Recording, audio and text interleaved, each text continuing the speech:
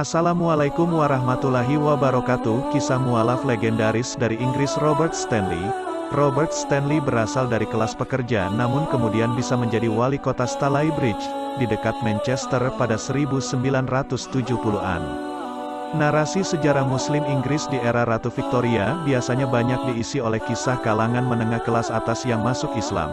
Bisa dipahami karena tradisi pencatatan mereka jauh lebih baik, kata Christina Longden, yang menemukan bahwa leluhurnya, Robert Stanley, memeluk Islam setelah ayahnya menelusuri silsilah keluarga.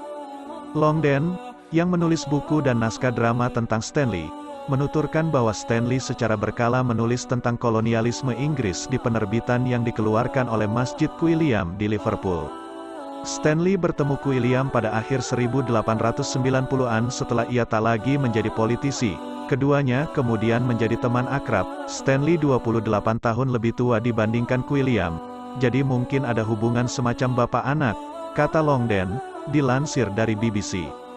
Stanley mengucapkan kalimat syahadat pada 1898 pada usia 70 tahun dan kemudian memakai nama Resjid.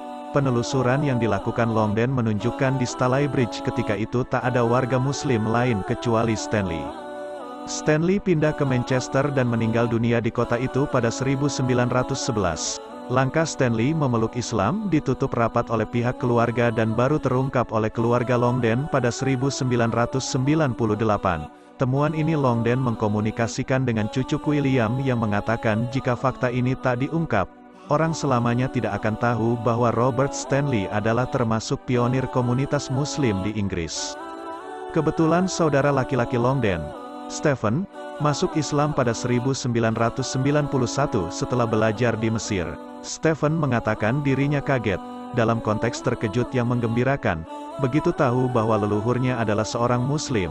Keputusan masuk Islam pada abad ke-19, yang bagi masyarakat Inggris ketika itu tentu akan dianggap sebagai keputusan yang sangat aneh, mungkin adalah bagian dari karakter Manchester yang dipunyai Robert Stanley.